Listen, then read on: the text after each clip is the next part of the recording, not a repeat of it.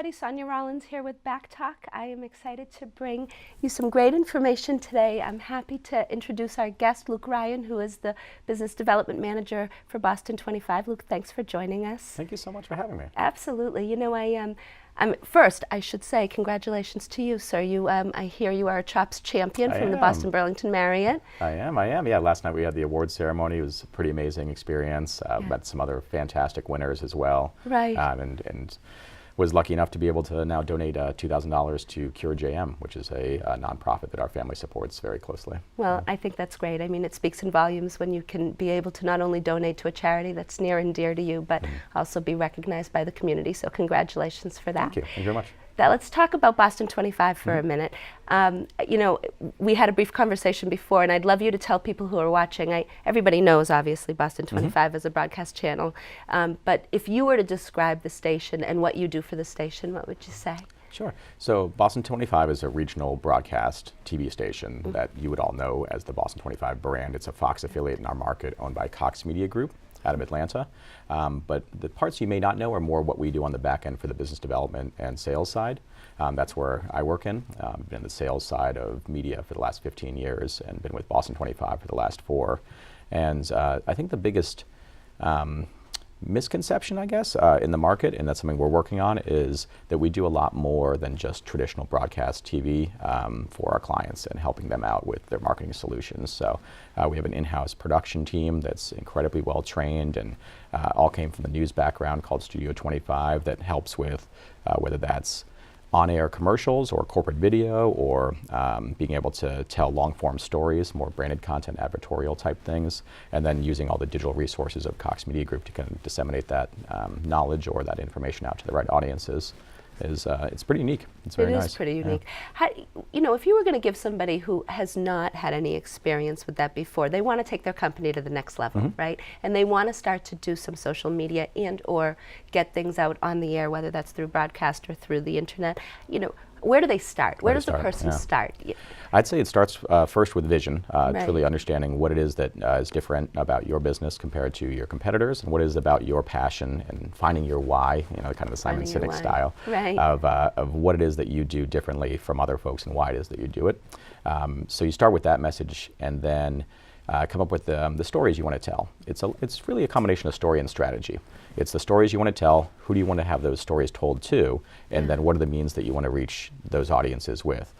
Because there's different, even just within social media, there's different social media sites and resources that we use, and each one of them you want to have different types of messaging for, depending on the way you interact with it. Your message for LinkedIn may be different from Facebook and Instagram or Snapchat if that's your, you know, within your business verticals interest as well too. And each business is a little different, I would imagine, right, on where they would want to put that information. Yeah, absolutely. So how in depth does your team get involved in that? You know, somebody comes with a vision, they have their why, they come to you, and then you break it down for them. I mean, you know, when you find a company, or really when the company finds you, or a combination it's a combination of things. Right? How do they do that? Do you know, is it really a matter of your team helping them develop it? I mean, if someone's watching that has a company and they say, yeah, you know, I wanted to do that, what would they do first? Come to you with the vision and then you help them write it? Now, a lot of times it's collaborative, and what you're doing is you're working with the clients to really, you're listening to understand more than listening for sales cues. While we do work in a sales environment and we're ultimately trying to generate revenue for the station, what we're really trying to do more than anything is try to understand our clients' unique goals, so that way we can develop the solutions that are going to get them to the end results they're looking for. Because in some cases it might be a recruitment. Maybe their industry needs nursing, or maybe their industry needs skilled labor for home services. There's any number of things that you can do effectively using the different tools that we have. And it kind of starts first with that. I go to a model of we're kind of a combination of an architect and a general contractor for your media solutions. Right. So it's like this dual skill set of being able to be the conductor of their media strategy and working with them to kind of turn their vision into reality. Nice. business development. You know, it's a title that's very interesting because it's a task for you of going out and finding the companies who would benefit from your services, right? How long have you been doing that? How long have you been with the station? Yeah, I've been with the station for 4 years now. I've been in media sales for 15, radio for 5, TV for 10 now, and digital as well too, which is interspliced with all of the companies I've worked with as well. And then prior to that was in the hotel business for a couple of years as well too. Oh, interesting. Yeah. But yeah, the business development world is interesting because it's ultimately our goal is our clients' goals, is seeing those goals fully fulfilled. And that's what gets us the long-term mutually beneficial relationships that we're looking for. We're not looking for quick, one-time campaigns, and vice versa. I don't think the clients are looking for that either. Correct. They want to be able to have a trusted resource to be able to talk through strategy with, to really open up their world and help us try to figure out challenges, problems, opportunities, solutions. We aren't the only industry rapidly changing with the exponential growth of technology. Healthcare is dramatically different than it was 10, 15 years ago. Home services, dramatically different in the way that consumers are engaging with social media or even traditional media, and how they go about that journey to find the right vendors or services and products for what they're looking for. Yeah, and you know what, you're right, a lot has rapidly changed, right? I mean, and if you've been in the business for that long, talk to me about how you've seen broadcasting change, how people really get their information now. It's different than when, than 15 years ago, for example, people turned to television and only television. But now it's a little bit of both. And where do you guys, at the station, how do you, that's a challenge really, and I think people have evolved, and Boston 25 has certainly done that. So talk to me about the evolution of television, really. Absolutely. So it's a multi-channel, multi-platform experience of being able to generate the news content and the social community aspect that folks are trying to be a part of and engage with. And you want to do that across different platforms because the audience's time is spent in different ways as well too. You just think of your own life, and even probably when you're at home in your living room, chances are there's an iPad out or a tablet of any kind. Sorry, don't go plug only Apple, even though I love Apple. Right, exactly. But it could be a tablet, and obviously smartphones just give you a ton of capabilities there. And sometimes it's the kid being able to control in the household the main screen that we would call the TV screen, but even that's becoming more interactive with smart TV and different ways to communicate via the tablets that you have with other folks, as well as the content you want to consume, because it's just an on-demand world now. Right. So I think that's the biggest shift, is that everyone's behaviors as a collective, we're all shifting to, we have the ability to interact with what we find to be interesting anytime, in any way we want to. Sometimes when I'm learning about a new news story, I might get it from my watch, and then I'm going online, or I'm then turning it to the television to then, interact with that story in some ways. It's just a different shift of what you're into. Do you find that people, I can tell you what my pattern is exactly what you said. If I see something on the short that attracts me, then I keep bumping up. Yeah. Is television the last spot of that, or is it somewhere in between? Is there statistics to that even? Yeah, no, there is. Some of it is generational, where it's the habits that you grew up with. So some folks love the morning paper. Some people love tuning into morning news, and they have a habit of doing that every day. Some folks might be more engaged with technology, their smartphone or their watch or whatever that might be, to get that alert, that push alert that comes from whatever your news vendor is, or not vendor, but news resource that you're using to then be able to then find the stories that are most interesting to you. And then a lot of it's hyper-localized to your area, and you see that also with social media, with the algorithms of pulling the content that you're most engaged with goes up to the top, and then you're almost seeing this echo chamber of what's out there that you're really into. Right, exactly. I mean, it is very interesting because it's a whole different world. You were very polite to say generational. I'm going to go right to, because I'm older. I still turn to the television. That's my final resource. I'll get a quick note, but then I'll go and look at it that way. Tell me a little bit about your tie-in with the charity that is near and dear to your heart, Boston 25, and what you've done with that charity and JM. Yes. Yeah. So that's how I first met the Burlington Chamber.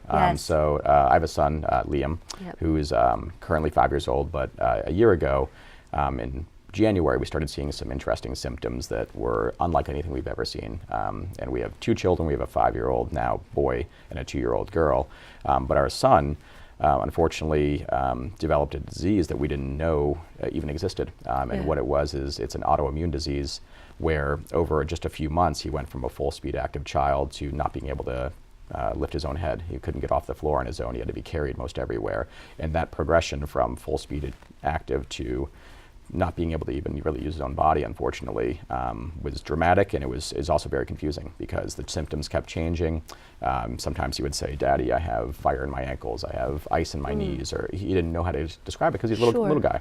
And then he would want to be carried up the stairs, and my wife and I, it was difficult to kind of understand what was going on because we have a little baby in the house, and maybe it was an attention thing. Baby's getting carried, he wants to be carried up the stairs too. Right. But then it started getting weirder and weirder, where he would ask for a chair for Duck Duck Goose at school, or he would ask for everywhere basically to be brought in a stroller. But it was very confusing, and it did get to a point because we saw a number of different specialists, where luckily we got to one specialist who had read a paper in college about a disease called Juvenile Dermatomyositis. I've practiced this a few times. That is impressive, It is not a disease I'd ever heard of prior, Yes. or juvenile myositis. And it's an autoimmune disease. It affects 2 kids in a million. And it is as rare as it gets. And unfortunately, it's a tough one where there's no cure at present, no known causes, Yes. no FDA-approved treatments, but there is a treatment path. So we luckily jumped into that treatment path very quickly. He was diagnosed. He started aggressive treatment for the disease, went from really not being able to pick up his own head to now chasing his sister around the house, which is that's awesome. fantastic. It's the coolest thing to say. Yeah. And it's just amazing to be a part of. So we fundraise and we do a lot of awareness for Cure JM, which is the nonprofit dedicated exclusively for the disease. Yeah. It's really heartwarming to hear that you see progress for him, because it is very challenging as a parent, I'm sure, to see that, but then for you to be able to tie it in and be able to raise money for it is something that is honestly honorable. I mean, I'm sure that it's heartwarming for you because you're directly affected with it, but to be able to help people like that is something that I think is near and dear to a lot of our hearts when we're people who volunteer a lot, and you see the progress that's happening. So I am going to come back and we will talk about that and the chamber, because I know you mentioned that. We'd love to be able to tell people if there's any way to get involved with Cure JM, and we'd love you to be able to tell us that portion as well. But for now, we are going to go to Landana's. I don't know, how do you feel about a burger, Luke? I would love it. Okay, so Landana's, located on Cambridge Street in Burlington. The BACC team and I went out to do our chamber spotlight at Landana's. If you don't know it, on Tuesday nights they do burgers at the bar, and Chef Alex does some of the best we've ever seen. And don't worry, of course we tasted them because it's only right. We'll be right back after Chamber's highlight. Hi everybody, Sonia Rollins here with Chamber's Spotlight. This is our special foodie segment. Today we are at Landana's. Every Tuesday night at the bar at Landana's they do a featured burger, and today we are going to get to go inside the kitchen and meet Chef Alex and watch him firsthand make a delicious burger for us to taste. We're gonna start grilling our burger. So in this mix I have here today, I got 85% beef, and then I got like 50% fat. All right, so talk to me about this wood grill versus charbroil. You can't really compare wood grill with a charbroil. Right. I feel like flavor-wise, you don't get that smoke out of the charbroil as you do from the wood grill. Okay. So that's unique taste. So this is my house cured bacon, pork belly. Okay. And this is my Landana's honey glaze, which I just made. It's remarkable because it's a multi-step process. Like you said, it's like prepping a fine meal, right? You got to think about a lot of steps you got to do just for one burger. It's actually got a following. Doesn't that make you, isn't that a nice thing to know, that people start to know that they're coming in on Tuesday nights for your burgers? It's awesome. It's a good feeling for us. All right, what do you have in there? So these are my bourbon caramelized onions. I just add a little chicken stock into it. And for those who don't know, the honey at Landana's is also from here. It's from the building itself. Yes. It has hives, beehives, We got the beehives, yes. Right, and the honey comes in that you use in-house for all of your different recipes at Landana's. What do you think the best temperature is on a burger, you personally, when you order a burger? For me, it's got to be medium rare. Me too. All right, go ahead. Right now, we're just gonna put some cheese. I'm gonna let it sit for a couple of minutes so I, got the right temperature. So that's gonna be my bacon for the burger. Okay.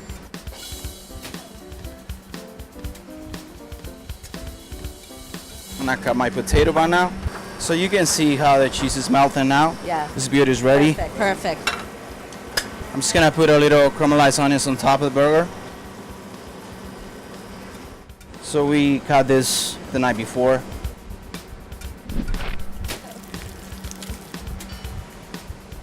So I use a wood burr for the plating. That's my roasted garlic and bacon. Beautiful. aioli. It's actually a lot of work to get one burger done. Yes. Multi-step. These are my house-made pickles, English cucumber, and shallots. So these are fresh. I made them like half hour ago. Beautiful. Oh, here comes the ketchup. Let me ask you a question. Yes. What do you think of ketchup? What do I think about ketchup? Yeah, it seems like such a, like everybody has to have ketchup, but you're not going to put ketchup on that, right? It's for the fries, or do people add it in? I personally don't like ketchup. If I had a really good burger like this one, and I got really good fries, I don't think it needs the ketchup. Right. But I respect some people want the ketchup.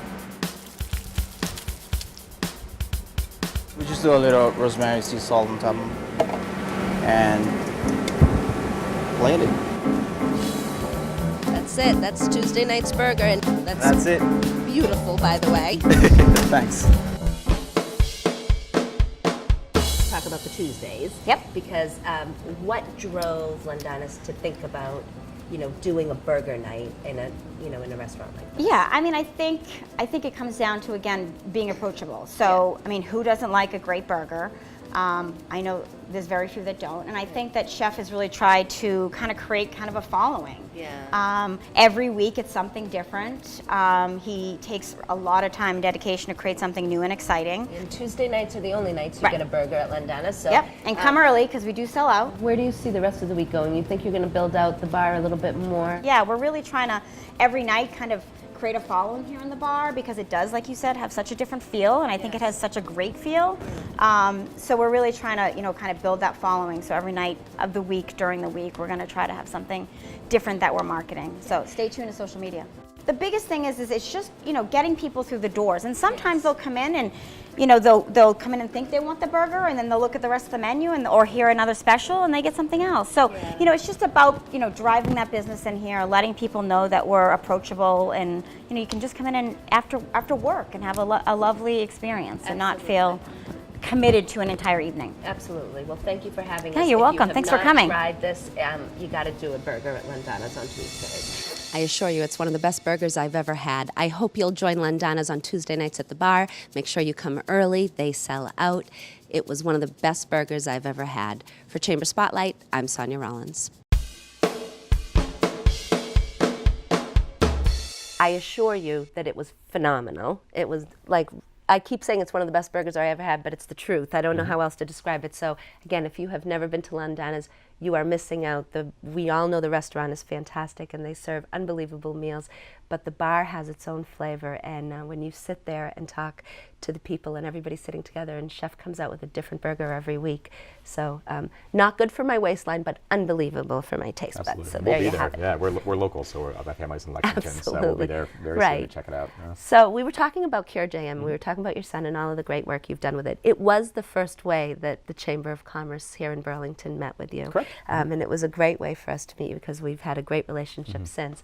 But two things I want to cover in our next segment here, which is, A, if somebody wanted to get involved with Cure JM or do that, is there a website they can turn to? There is, yeah. There's curejm.org, which is the nonprofit that we fundraise for. And there's a separate website that my wife, myself, and a company called Dynamic Beacon helped us with, called CureJM for Liam, with the number 4, because we felt it was important to tell our personal story, to have folks in our community and and just our friends and family and our network be able to be tied in just to our journey. Yes. Because sometimes that singular story will help lead to the resources that some of these nonprofits need as well. Because I come from a unique background. I have sales, media, marketing experience.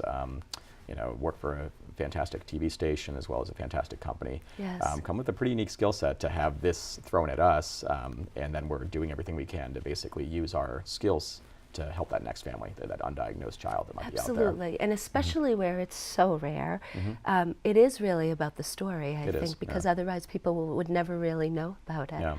Yeah. All right, so say it again, CureGM. So there's curejm.org, that's Yes. that's the foundation. Great. That is the global leader in juvenile myositis research and the community that's basically that we're a part of. Right. And then CureJM for Liam with the number Liam. 4, and that's a .com, curejmforliam.com, and we'd created that and told our personal story there. We've had multiple Boston 25 news stories. We've been on some radio stations. We'll be coming up on some podcasts. So my wife and I are pretty active with that. Good for you. That's great. So please check that out and look into it. Thank People, you. there's always people who are looking to help, so that is a very worthy cause to do. Thank you. Let's talk about the BACC a little bit and your involvement with them. You've been a great member and a great team member, I should say, because that's critical. When you think about that and you think about Burlington, how has your involvement with the Chamber helped you, whether it's Boston 25 or with the CureJM? I mean, we always like to kind of tell the public, how did the Chamber tie in with what you do? Yeah, so it originally started with when we put together our first event, which was the Bold to Cure JM. It was at King's in Burlington, so good friends of mine there we worked with on creating a fundraiser, because yes, it's a fundraiser, yes, it's for awareness, but ultimately we want to have a blast. We want to have a great time, bring everyone together, and just tie it all together into a really cool event that helps celebrate, where we've gone and where we're going. So with that event, my little brother and sister were coming up to stay with us for that event, and my brother had some friends that we didn't know were coming as well too. So I quickly called the hotel because we didn't have the room in our house. And, I called up the Archer Hotel in Burlington as well and put them up there for the event for the weekend, which is really nice, great hotel, love it. And one of the team members at the Archer mentioned, she's like, "Well, do you know Rick Parker? He's the unofficial mayor of Burlington. You gotta meet him." And that was the Saturday before the event. So basically the event was on Sunday, the day before the event. So right after I checked them in, I called the Chamber. Rick picked up on a Saturday. On a Saturday, which is amazing, right? But it makes sense now that you know him. Yes, it totally makes sense that exactly. yes, he would be picking up that phone call. And he was fantastic in helping me out and talking it through. And of course, we'd formed a great relationship from then. But what it led to was now in my role as business development manager, we put together events with associations within industries that we have expertise in terms of research and insights about that industry in like a macro sense, and then also regionally to the area. So we'd like to learn from the associations, be a member of them, and then also help them navigate the interesting world that's changing every single day. So what does that look like? In terms of the different challenges and opportunities that exist for different business verticals that we work within. So our first event that we put together was the, also hosted at the Archer, was the Upgrade Your Business Blueprint, and that was for the home services industry. So we partnered with the BACC, Bragby, which is the Builders and Remodelers Association of Greater Boston, and NARI, no worries, and NARI, which is the National Association for the Modeling Industry. So multiple associations coming together with our resources to put on an educational event that we also captured that in terms of video content and social media for outreach and kind of keeping that that content for the people that weren't able to attend as well too. Right. And then that led to another event that we did together directly with the Burlington Chamber, and that was the Financial Forward 2020 for that went well. Financial Services event. Yeah, that was great, and that was hosted at the Massachusetts Hospital Association in Burlington as well. Yes. And they're phenomenal. So that was our second event together. Now we're talking about a third. So that's pretty much the background there. But we've come to quite a few of the events.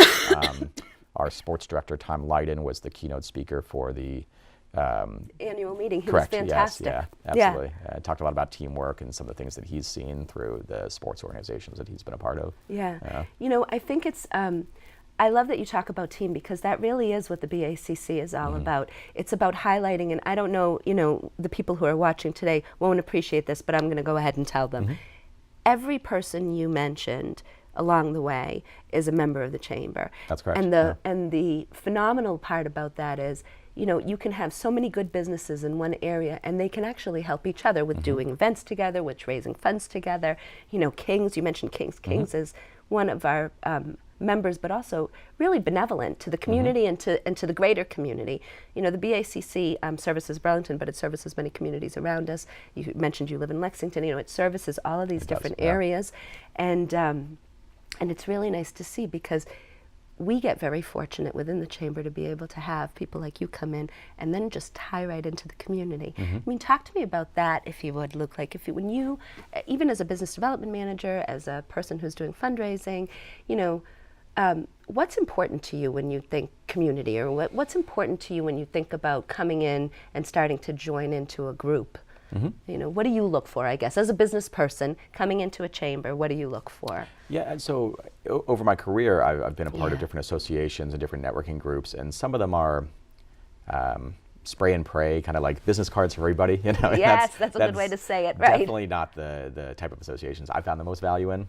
So I know that when I met Rick and yourself and some of the other folks in the chamber, it was like the exact opposite of that. Yes, there are absolutely introductions to be made to each other, but they're smart introductions.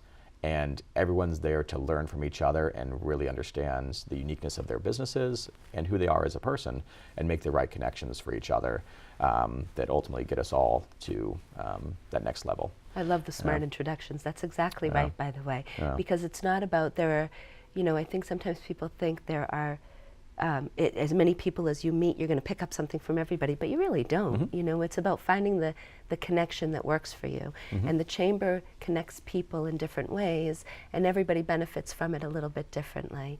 If you were to give your advice to somebody who was a new business in town, where do they start? What do they do to get involved in something like the chamber? Like, when you stepped in on the, I guess you met on the nonprofit side, but then saw so many other things. What would be like a piece of advice, for lack of a better term? New business. I'd say to go to an event, because you do have a lot of events that are open to non-members. And once you go there, ask for either of us, and we'll happily introduce you around the room. And it's a fun group. It's fun people that are ultimately there to do good work, and also work in a way that is ultimately impacting in a positive way their community and their businesses as well. Yeah, and don't you think that kind of ties in sometimes with what you do for business too? I mean, that's what you're really trying to do for the client base that you're bringing in to Boston 25 and to do their media campaign, whatever that media campaign. It's about impacting people positively, right? So let's talk about that for a minute then too. If you, when you bring somebody in, and you want to help them impact, we talked about how it really just depends. Do you take care of all of that for them, as far as social media, the Facebook, the Instagram? You help them set all that up? We do. Or the company, part where we would not handle, and typically best practice is to handle it yourself, is but there are some companies that do a phenomenal job of handling the social media for their clients. We're more on the paid marketing side of that, and reaching the right audiences on the social side. But on the production side, we work on any type of production you needed, whether that's corporate video or commercial production or social cut downs. There's a lot of things you need, especially now with, I think it's 80% plus of all internet traffic will be video based, I think by 2020. So having a strong video content strategy is so key for businesses, and also having mobilely responsive websites and everything, because I think it's Google traffic is now 90% plus done through a smartphone. So that's unbelievable when you think about that. Well, think about your own habits, though. Where are you going first? And now a lot of times you're using voice commands too. If you have Siri or Alexa or whatever it might be in your home, OK Google, that type of thing. You want to be able to be found. In our world, that's more of a Cox Media term for the digital side, is get noticed, be found, and convert. You want to be there along that customer journey in the right ways, so that you're providing the right value, you're getting your name and your business out in the right way, and showing the value that you have along their journey, because every customer's journey is different, especially for the different businesses we work within, where someone who might need a roof, for instance, Yes. that could be an immediate need, and that might be, okay, that's a search engine marketing kind of play there, but maybe you needed to do enough branding on the initial part to actually differentiate yourself from your competitors, so that when that immediate need rises, you're there and you have that brand recognition, so that that person will interact with your business. I'm so glad you said roof, because let's talk about this for a minute. It's not a certain size company that would utilize your services, correct? I mean, is it like, would you tell people that any type of a business could come and utilize a service like yours? We're happy to point people in the right directions for some of the smaller businesses, but I would say on our end, there are certain minimums for campaigns that make sense. It's also effectiveness too. You know, if someone were to say, oh, I'm ready to work on a TV campaign and I want to run 2 commercials. Well, that's not going to work. It's not going to work. You know? Right. Yeah, maybe it's 2 Super Bowl commercials and that's all you want to do. Sure, but that's a whole different aspect than running in the local news just a couple times. You want to have the frequency within a tight area, and that also applies to social too, and digital display or search or whatever that might be. You want to have the right amount of impressions or volume of opportunities that you're out there trying to grasp. Because the average person, I think, sees it's over 10,000 branded content messages a day just in their daily life. Every one of us, whether that's a billboard, a TV commercial, a radio announcement, display advertising, we see it everywhere. And to really cut through, you have to have the right volume of messaging in the right way. So it's about being willing to commit, really, to a certain amount. Because, I mean, we talk about it all the time in the business I do as well. You have to touch somebody at least 5 times, if not more, before they actually, commit that to memory, right? So it's similar in your business as well, but it's not necessarily the type of business then, as much as it is a lot of different types of businesses, and even different key performance indicators or success metrics, kind of industry buzzwords, but we want to have those goals in mind to begin with, because that's where we're going to optimize our campaigns and then be able to measure and track those results along the way and make shifts and changes with budget and depending on what we're seeing with the different types of creative we're using to get them to their goals. Okay, All right, guys, you heard it here. Boston 25, Luke Ryan, Business Development Manager. Thank you so much for joining us. Thank you for being a member of the Chamber, for sure. And congratulations to you again for your CHOPS Champions and for the good work you're doing for Cure JM.